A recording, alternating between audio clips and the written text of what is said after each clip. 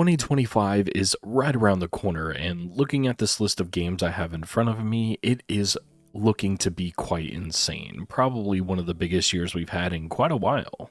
Now, this list is going to be pretty hefty for the most part. I've got a ton of games on here. I've went through a full list of most of the games that are scheduled to come out next year. Some of them don't have a solid release date, most of them do, but the ones who don't have a solid release date, we are anticipating for them to come out in 2025. But of course, like anything, they could be delayed to further, or if they don't currently have a release date that says 2025, we're pretty much reassured, for the most part at least, that they will come out next year.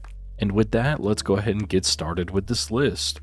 Starting from the top down, I am going to give you pretty much all of my bigger anticipated games and then some honorable mentions on the back end. The first one on the list is Ghost of Yotei, the sequel to Ghost of Tsushima, which is one of my favorite games of all time. Open world samurai adventure RPG. It blew me out of the water when it first came out. From the combat to the art style to the open world, everything that it had, I loved. And Ghost of Yotei seems to be taking every aspect of the first game and just making it bigger and better across the board. I replayed the first game multiple times, completed the DLC, got the Platinum Trophy, and Ghost of Yotei is going to be pretty much the same for me on the day of release. I will be playing it non-stop. And do you see how fucking cool this wolf is and the realistic characters? God damn, this game looks gorgeous. It is my most anticipated game of the year because I adore samurais. I love the idea of being in an open world that just gives you so many things to do,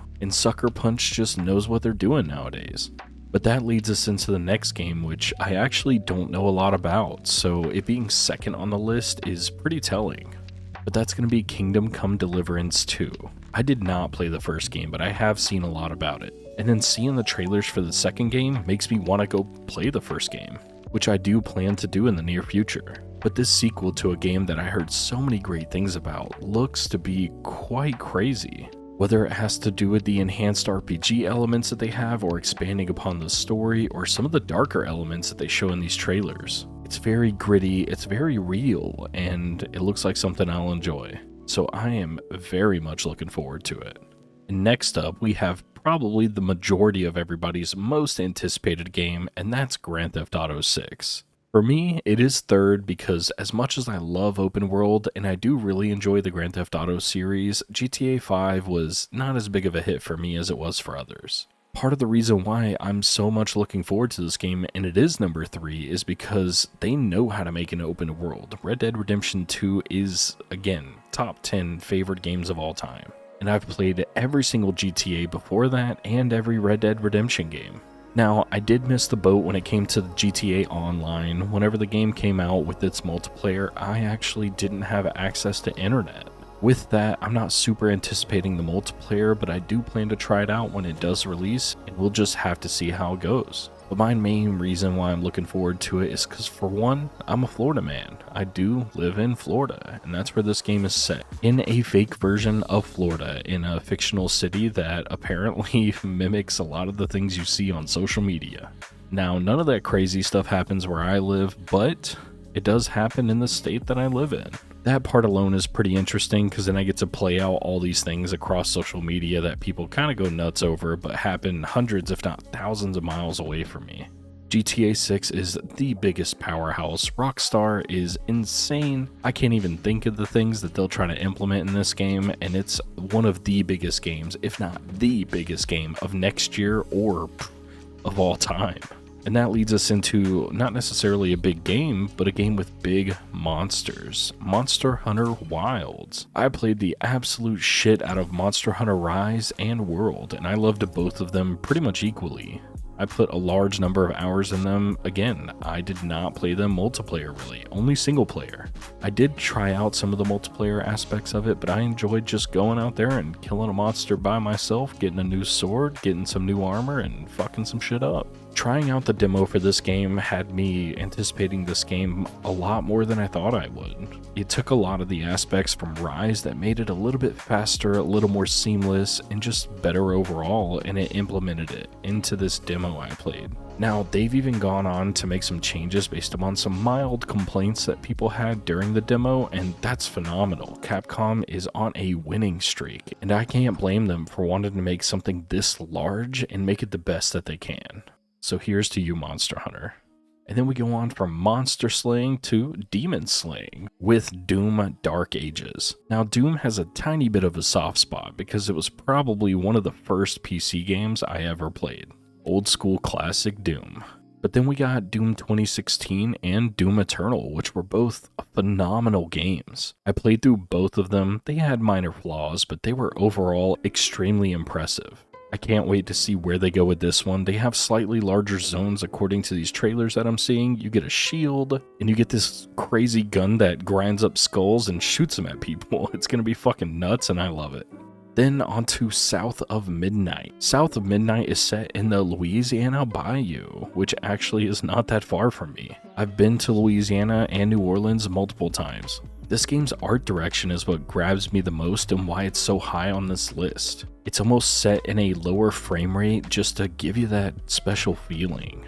And a game that has a good art direction and idea for art style will grab my attention and it'll keep it for a long time. The combat looks pretty smooth. It looks a little bit more on the basic side of things, but if they can execute all the things I've seen in the trailer to the best of their abilities, then this is going to be a winner. And speaking of winning, someone who wins all of the hearts of women who play this game, Yakuza Like a Dragon. But this time it's a pirate in Hawaii. Majima is a force to be reckoned with. That guy is my favorite character in all of the Yakuza series. Now, me personally, I have a super big soft spot for this entire game series. After playing Yakuza 0, which came out a few years ago, it was my first one I ever played. But as soon as I got done with it, I was like, well shit, I need to go back and play all of the games. I went through and played every single Yakuza game. Now, the most recent one that came out, Infinite Wealth, I actually own it, and it is in my entertainment center. I haven't played it quite yet because it's on a bit of the backlog, but I'll be playing that one pretty soon, and that keeps me more anticipated for this game than almost any other game coming next year. And that's strictly through the pedigree of the creators of the Yakuza series. They know how to make a game, and they know what we enjoy with those games. And they do it well. So here's to you, Yakuza, and I hope you continue to make these fantastic yet insane games that I love playing every year almost. It's kind of crazy. The next game that we have is not as crazy, but a lot more fantastical, and that's going to be Avowed. Obsidian Entertainment is known for making insanely good RPGs. They've been making RPGs for such a long time, and they are some of the best creators of them. Avowed is set in the Pillars of Eternity universe, which I personally have no experience with, but everything that I've seen about this game, at first it kind of shied me away with some of the trailers from a year or two ago and some of the previews that people talked about, but recently people have got to pick up the game again, and every single time I hear someone talk about it, they're like, damn, this game is fucking good. It takes everything that you love from Skyrim, makes it newer, makes it more polished, makes it Obsidian's own spin on things. It does seem to look and play a lot like Skyrim, but as if it was made brand new instead of this 15-year-old game that we're all still playing. So Avowed looks like a fun time, and it looks to be that fantasy element that we've all been kind of waiting and looking for. At least until the next Elder Scrolls game gets released, which who fucking knows when that'll be. Then now we have the first indie game on the list. That's going to be Demon School. This retro PS1 artistic game looks absolutely crazy good. A lot of games recently have grabbed me with their art style, the direction that the director chooses to go with it.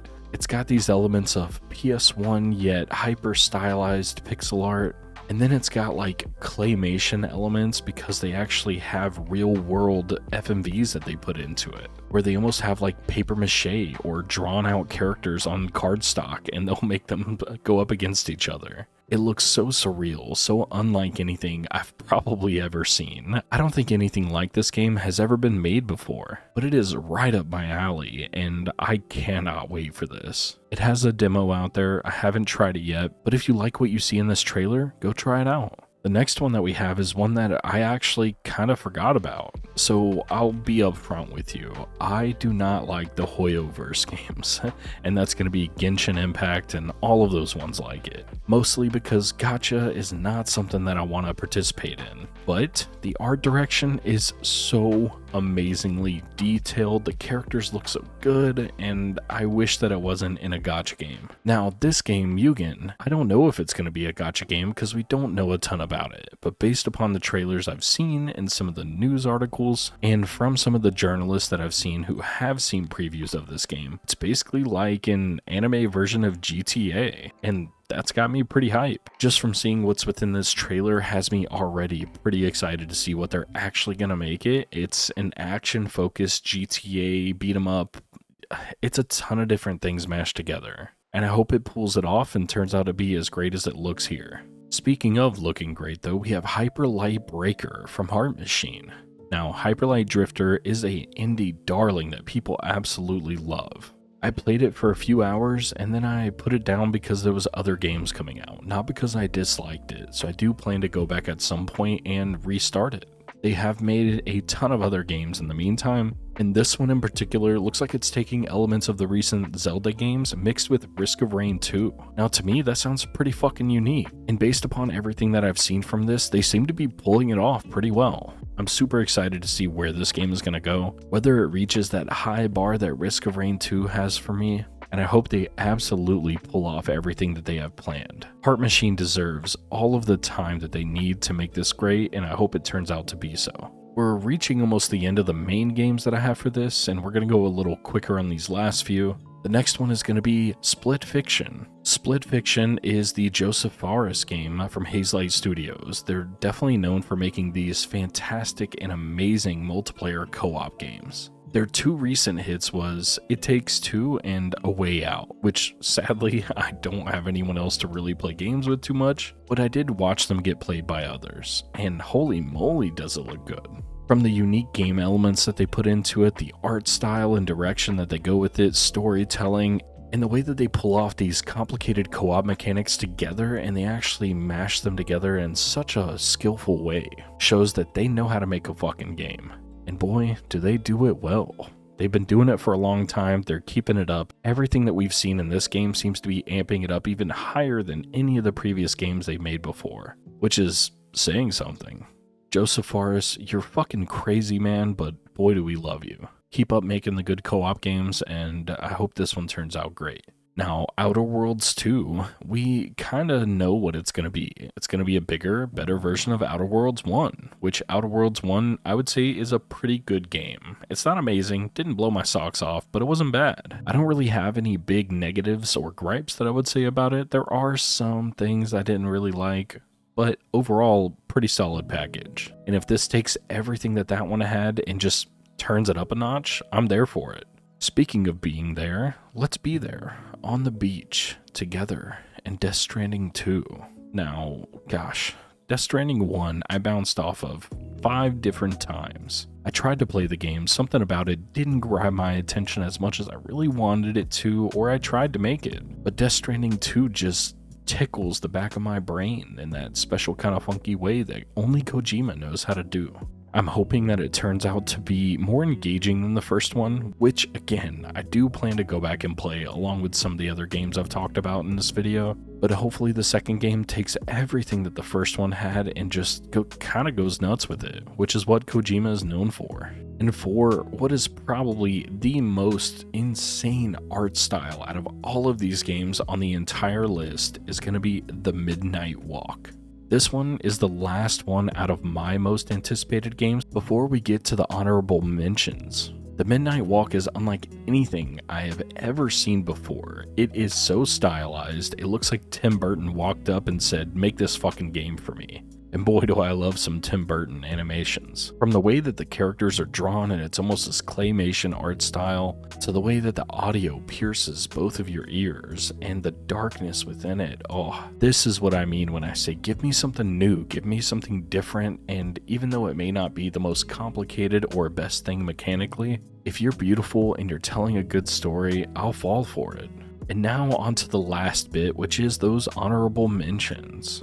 We're going to run through these pretty quickly. So first off, we got Assassin's Creed Shadows. You already know everything about that you need to know. I'm going to play it. It is anticipated, but I'm not looking forward to it really, but I have to bring it up here. Because I have played every single Assassin's Creed game, and I've got to play this one, whether it's good or bad, just for my own sanity. Then I have this weird one called Cairn. I don't know if you've seen this one, but it looks like Judas mixed with Death Stranding. It looks super unique in a way that I haven't seen. It's a climbing game that looks pretty surreal and pretty dark in some cases. It grabbed my attention, and I hope it grabs yours. Tears of Metal is next up. This looks like the most Jack Black game I've ever seen in my life. It looks like he went in there and said, hey, I like the game Brutal Legend that you guys made for me back on PS2 or PS3, whenever that one came out, but I want to make a Viking metal version of that and just go fucking wacky with it. And that's what Tears of Metal is, like a Muso kind of game, but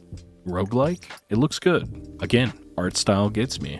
Now, some of these next ones are bigger games that I just don't know a lot about, so I'm kind of keeping them on the back burner. The next one is going to be Judas, from the creators of BioShock, Ken Levine's new game and new studio. Judas is a roguelike first-person shooter version of BioShock, is really what it looks like, but in space. I'm sort of getting a little tired of all these roguelike games, so I'm not super anticipating this one, but we'll see how it turns out. Mafia The Old Country, on the other hand, I haven't really played any previous Mafia games. I bounced off of 3 when that first came out, and I didn't play any of the previous ones, but I hope it turns out to be good. And then the first Berserker of Khazan. This is a dungeon fighter universe game. It is anime Dark Souls, which we have seen and we have played before. It looks like kind of the best of both worlds though. It's kind of taking the anime and the brutal aspects of Dark Souls and amping it up to 11. It does look great, but it's such an unknown quantity that I really don't know what to think of it. Maybe once I get my hands on it or try it out, it'll change my mind. Then one of the most surprising as to why it's so low on this list is Metal Gear Solid 3 Delta, the remake. Now, Metal Gear holds a special place in my heart, especially the third game. But Konami has not really been doing great recently. And I'll be honest, I don't really trust them. So because of that, even though the things I've seen from this look great, and the idea of replaying this game, but really shiny and really fancy, but I'm very put off by the idea that they might change things that I'm not a big fan of. Now on to the final few. We have Hell Is Us. Hell Is Us was a game that got announced quite a while ago, but we just recently saw some new gameplay, and it made my ears perk up and my eyes open wide, because it actually looked pretty fucking good. It's still pretty low on the list because, again, unknown quantities. I really don't like to keep at the forefront of my mind of games I really think about coming out next year, but it is one that I'm still partially thinking of. It looks like something that Kojima would make in this super gritty, realistic world, but all of these kind of weird sci-fi elements into it. I hope it's as great as it looks. Really, I truly do. Then we have The Alters. Originally, I thought this was a Returnal sequel because it looks a lot like that.